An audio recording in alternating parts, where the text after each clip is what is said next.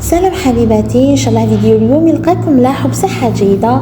اليوم جيتكم بوصفة جاتو ولا اروع، جاتو من نوع اخر بزاف بنين وصحي 100%، وتاني يعتمد كل الاعتماد على السلق.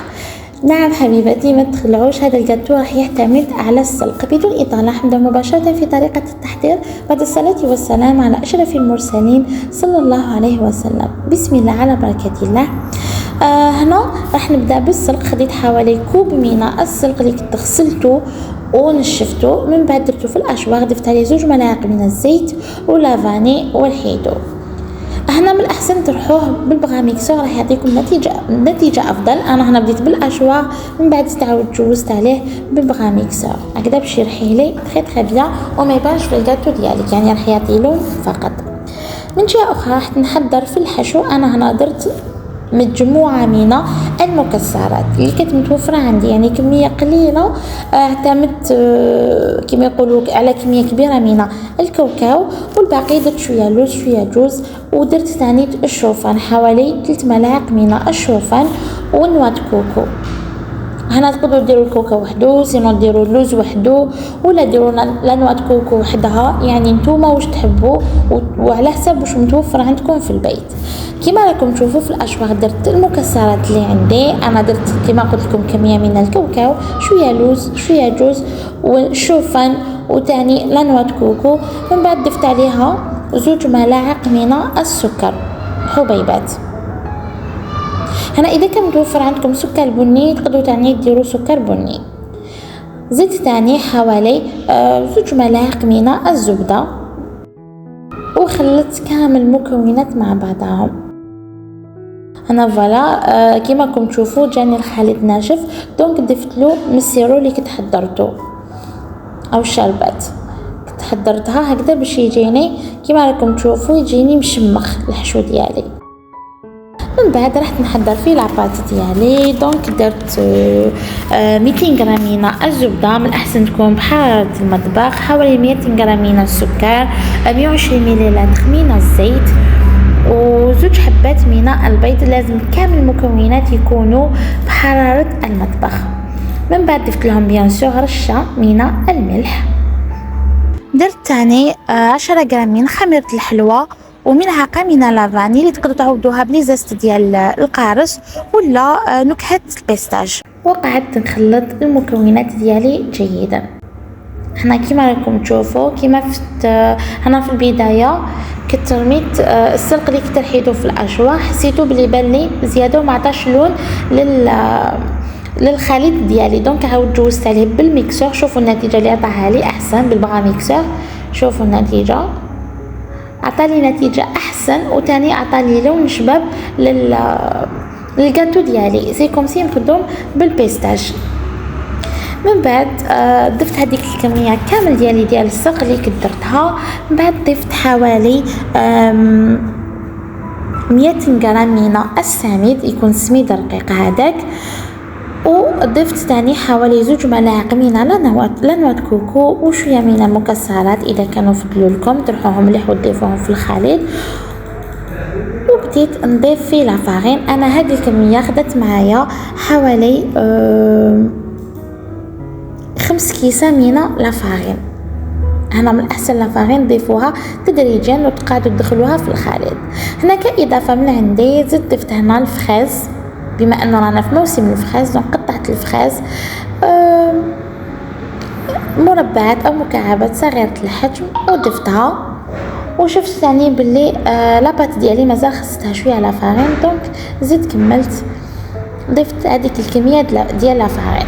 هنا القوام ديال الجاتو ديالي راح يكون نفس قوام ديال المشوك، يعني راح تكون لاباط ديالو كيفاش نقولوا طريه على لاباط ديال سابلي شويه كيما لاباط ديال المشوك.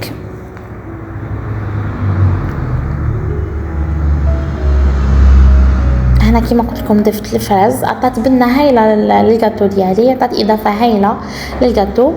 سخوني حبيباتي هذا الجاتو مع هذاك المزيج ديال المكسرات ولا نواه كوكو والسميد خاصه وهذيك لا فريز راح يعطي مذاق خاص لهذا الجاتو، راح يجي يتشبه الذوق ديالو لي ماكارون، راح يجي مقرمش وممتون راح يجي ولا اروع. ولا شوفوا القوام ديالو كما قلت لكم يجي كيما ديال المشوك. هنا كملت كامل الكميه اللي عندي ديال لافارين، حوالي 5 كيسان من لافارين. وكما نقول لكم دائما لازم تكون نوعيه جيده باش الجاتو ديالكم يجي ناجح ويجيكم خفيف. هنا من الاحسن تخلوا الجاتو ديالكم يرتاح لحوالي 10 دقائق حتى 4 ساعات في الفريجيدير. هنا ما خليتوش يريح كما راكم تشوفوا، ديريكتومون فرشت له 2 بابي كويسون باسكو راح يكون يتلصق شويه مع هذاك السلق، راح يخليه يتلصق شويه. دونك من الاحسن اشاك فوا تستعينوا برشات خفيفه من لا فارين ولا لا مايزينا.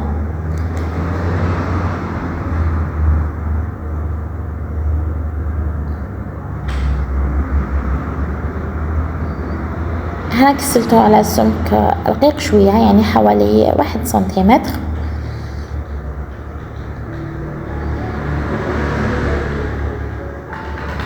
وانا هنا ثاني حبيت نقطعه لقطع كبيره الحجم.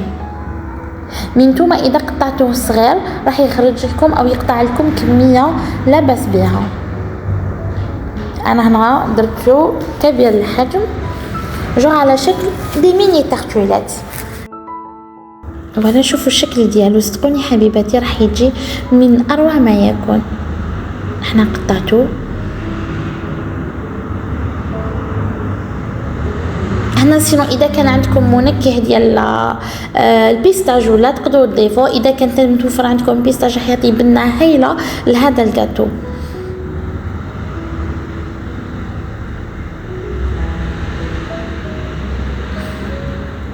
شوفوا الحجم اللي قطعته كما قلت لكم، كي قطعته قطع كبيره الحجم.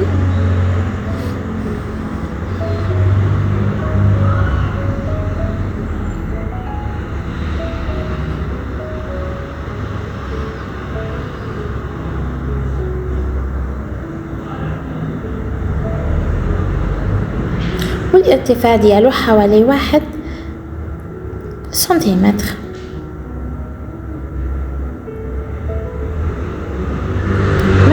ديجا نص سنتيمتر يبان.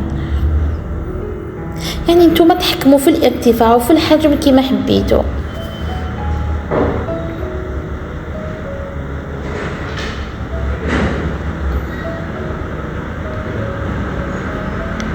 يعني 2 حبات بيض مع 200 غرام من الزبده راح تخرج لك كميه هايله.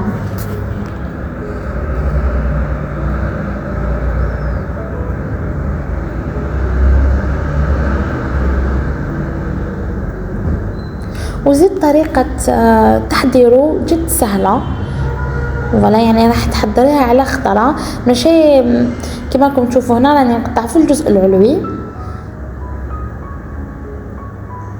هنا زيد برك تقبتهم في الوسط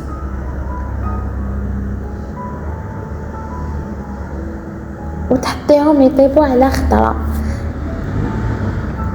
يعني في سنيوة وحدة ماشي كيما السابلي جوغ كل شكل ديريه وحده.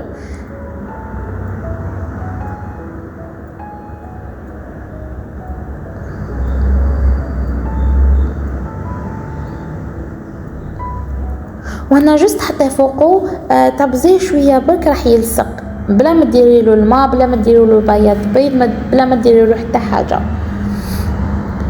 من بعد زيد عمرته من فوق بهذاك الحشو اللي كنا حضرناه مع بعض.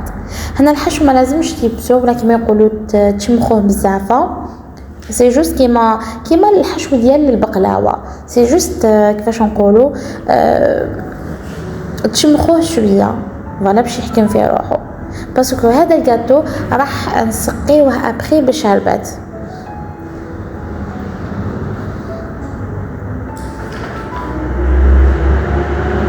انا كما قلت لكم انا عطيت لكم فكره حشو وانتوما نوعوا كيما حبيتوا. فوالا دخلتوا الفرن على حرارة 180 درجة كيما تشوفوه كيما لاباط سابلي. فوالا لحوالي 4 ساعات 12 دقيقة راح يوجد معاكم، راح تشوفوا ديجا اللون ديالو بدا يتغير. جبدته من الفوق وهو سخون، سقيته بالشربات وهي باردة. الشربات انا درتها بزوج كيسان سكر مع زوج كيسان من الماء، عفوا زوج كيسان ونص من السكر مع زوج كيسان من الماء وعصرة ديال الليمون، وخليتها من الاحسن يعني تجي ثقيله شويه. فوالا سقيته. هنا تاني طريقه تزيين اختياريه، هنا كاين حبيبات زينتهم بلا فريز، وكاين اللي زينتهم حبيبات من اللوز ولا الجوز ولا واش حبيتو. سينو حبيتو زينوه بلا نوع كوكو، كاين حبيبات تاني تزيد لهم الكاوكاو، كيما حبيتو تقدروا ديروا زينوه. سينو ديروا له تاني مجموعه من المكسرات اللي استعملتوهم في الحشو تزينوهم من الفوق. انا درت لهم هذا التزيين البسيط، ان شاء الله يكون نال اعجابكم وانتم كيما يقولوا تفنوا كيما تحبوا كيما تعرفوا. ولا حبيباتي هنا خليته برك تشرب لي شويه هذيك الشربات. وانا شوفوا المنظر ديالو هنا غبرته بالبودره ديال السكر، شوفوا كيفاش يجي مقرمش، شوفوا يجي مقرمش يجي ولا اروع. تاني كملاحظه جد مهمه ما تكثرولوش بزاف التسقيه ديال الشربات باش ما يجيكمش طري بزاف، باش يبقى محافظ على هذيك القرمشه وراح يجي صدقوني مذاق ولا اروع. وهذاك السلق ماشي راح تحسوا له كامل في الجاتو ديالكم، سي جوست عطالو اللون وعطالو كيما يقولوا قيمه غذائيه.